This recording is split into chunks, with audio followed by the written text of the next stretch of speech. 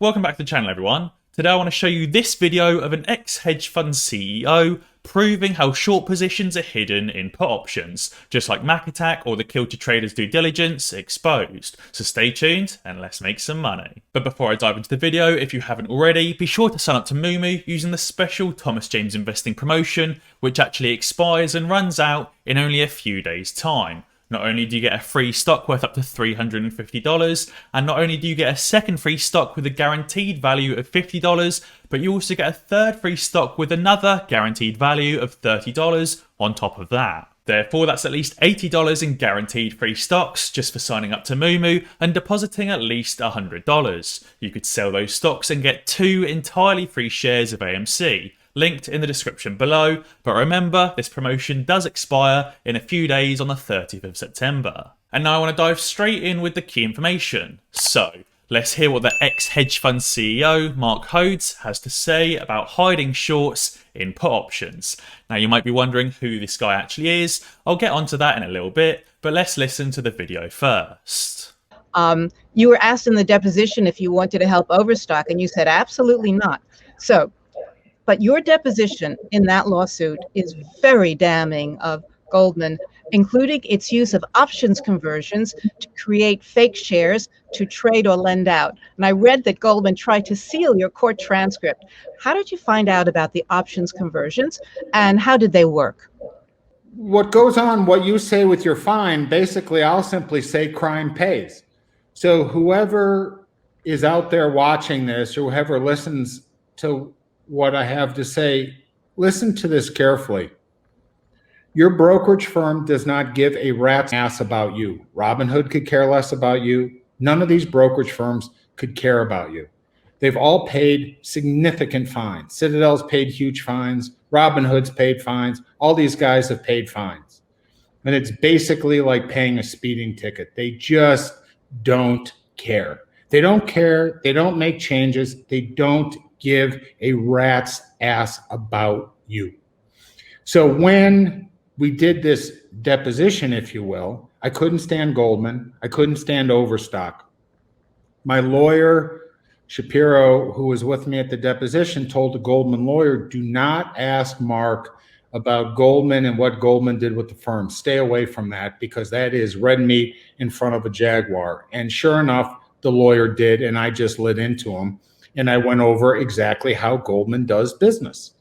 And you know, these conversions, if you will, are or should be illegal, but there's a little loophole in this that I'll get into later. And basically, if Goldman or market makers in stocks and in options can be short the stock without a borrow. They can short you stock without them borrowing it, and they sell calls. They sell deep in the money calls for a premium, and they buy deep in the money puts, and they then sell you the fake or created shares where there's no borrow. And you have the shares, and when the borrow gets pulled or bought in, they simply reverse that trade, let's say for June, and roll it to July. And then when the issue happens in July, they roll July into August. So they keep rolling this trade as long as the customer wants it without ever having to deliver the shares. Now, there's a loophole that says market makers do not need to borrow shares to keep, in quotes, air quote, a fair and orderly market. And this is where the so-called naked shorting or shorting without a borrow comes from. Citadel, if they're a market maker in this day and age, can be short all the pick the name you want. And they don't need a borrow, and they don't need to pay the borrow fees, because if asked, they're maintaining a fair and orderly market. So market makers can legally, and this is the irony of this whole thing, can legally be naked short a stock without a borrow, because that is the law and that is the rule. Now, if people want to change the rule, that's a whole different thing. But everyone who's complaining about naked shorting in this day and age, whether it's GME or AMC or things like that, you need to look no further than the market makers. See, back before the SEC changed the rule in 2008, 2009, whenever they were doing it, in prior to then, you could do these option conversions and they weren't viewed per se as illegal or as illegal as a customer would look at it. So this is very technical stuff. This is done by the higher ups and computers and people who run these numbers and the Citadels of the world who make markets in options and who do this kind of stuff. They're not breaking the law per se. They're not, because they'll say they're maintaining a fair and orderly market. But one, they're making an absolute fortune doing this. Two, they don't have to pay the huge negative rebate fee that individuals or institutions pay for. And these guys are the true enemy, along with the Kramer types who do what he did in the video you showed. So there's a huge misunderstanding out there about what really goes on. I mean, what really and truly goes on and how it goes on. And it's dirty as hell. And it needs to stop. But I just throw my arms in the air. I'm a 61-year-old guy. And I fought a lot of fights, and I'm a little worn out with some of this bull. But it's what goes on. It's sick. It's not right. It's not fair.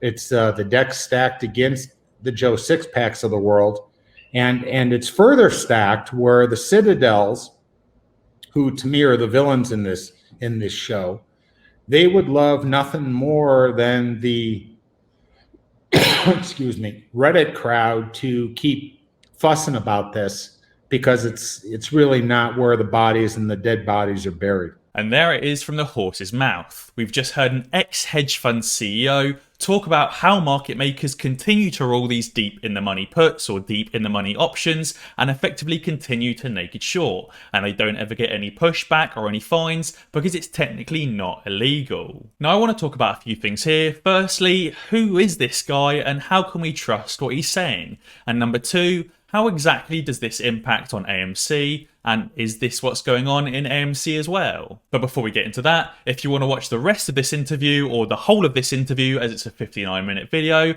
I'll leave it linked down in the description below. I think it's a super interesting interview as this ex-hedge fund CEO exposes all the dirty that goes on with the market makers and the big hedge funds and institutions. So first, who actually is this guy? Well, Mark Coates is a former general partner of Rocker Partners, which rebranded to Copper River from 1985 to 2009. He also began his career at the Northern Trust Company in 1982 after graduating Babson College with a bachelor's in finance. Okay, so we know he was a general partner at Rocker Partners or Copper River. Are they big hedge funds or are they just nobody hedge funds working out of a shed with a few $1,000s? Well, in this article where Goldman Sachs was accused of naked shorting, like he explained in that interview, the former head of a $1.5 billion hedge fund, Copper River, Mark Coates, added to the testimony, claiming that Goldman Sachs bore part of the responsibility for his company's failure. So interestingly, Copper River was actually one of the funds that was shorting Overstock, and Overstock actually sued Copper River in 2005 for stock manipulation. At the time, Mark Coates had no idea what was really going on, because as far as he was aware, he was legitly shorting Copper River and therefore didn't see any manipulation. According to Coates' testimony, Copper River paid Goldman to act as its primary brokerage firm, conducting trades for the company and locating costly short shares. Coates, who is now a chicken farmer in Northern Carolina, came to believe that Goldman was buying the stock that he was shorting ahead of his firm,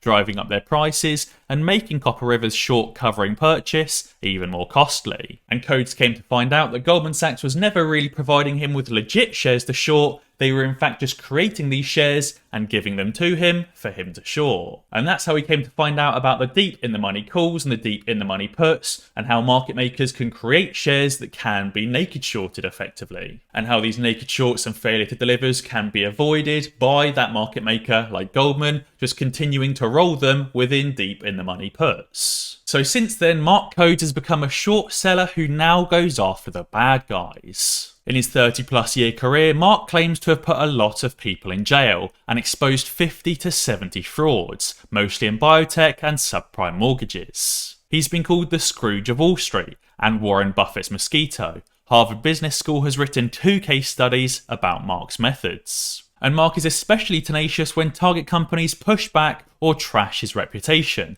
and he says there's no greater motivator than disrespect. So therefore, it seems like over time, Mark has transitioned from being a legit short seller to now an investigator who exposes frauds and naked short sellers. But how exactly does this impact AMC, and what can we do about it? Well, this is a screenshot from Mac Attack's due diligence, which I'll also link down in the description below.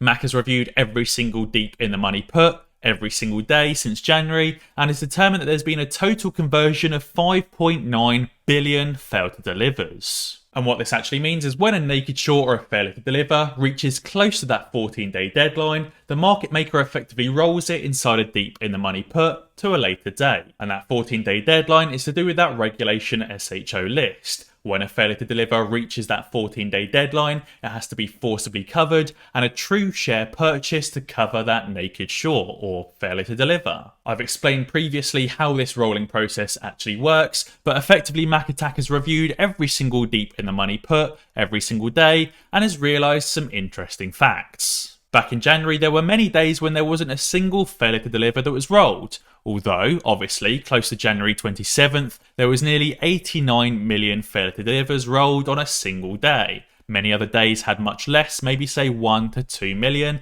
and many days had not a single failure to deliver rolled. And as we got closer to May and June, we saw this number ramp up massively, with an all-time high of 401 million failure to deliver positions rolled on a single day. So that's effectively 401 million shares naked shorted that were rolled on a singular day. And now as we're getting closer to September and October, we've reached an all-time high of 886 million failed to deliver shares rolled in a single day. While this doesn't necessarily show that there's 5.9 billion synthetic shares or 5.9 billion naked shorts, what it does show is the fact there was 886 million failed to deliver shares rolled in a single day. And the day after, 884 million failed to delivers rolled in a single day, and the day previously, 613 million failed to delivers rolled in a single day. So what this does show is 4 times the float rolled in failed to delivers in 3 days. Therefore, it does certainly expose that there are indeed naked shorts and synthetic shares floating around right now and in very, very large quantities. But I guess the main problem is the fact that this isn't necessarily illegal under the SEC rules, and therefore nothing can really be done about it. But what it also does expose is there is something that causes these hedge funds and these market makers to lose track of their failure to deliver rollings and cause them to stop rolling them. Obviously, we saw 89 million failed to delivers rolled in January, but then the following few days that number declined massively and AMC squeezed, or maybe AMC squeezed first, causing them to lose control. We haven't quite figured that one out yet. Same again in June, they rolled massive amounts of failed to delivers and then lost control, or lost control and then stopped rolling their failed to delivers. And now in September, we have double the amount of failed to delivers as we had in late May and June, and therefore I expect at some point they're going to lose control again and AMC is going to run up massively. I think what we need to work on now is figure out what causes them to lose control, or figure out what causes them to stop rolling their failed to delivers and therefore lose control. Guys, be sure to let me know down in the comments below what you think about the ex-hedge fund CEO exposing how market makers hide their short positions in deep in the money puts. And while you're down there, be sure to sign up to Moomoo using my special Thomas James Investing promotion, as you've only got a few days left until it expires. Be sure to sign up, open an account and deposit at least $100. And as always guys, if you enjoyed this video, be sure to check out some of my others. Alternatively, subscribe to the channel and ding that notification bell, because that way you'll be alerted when I upload a new video. Cheers.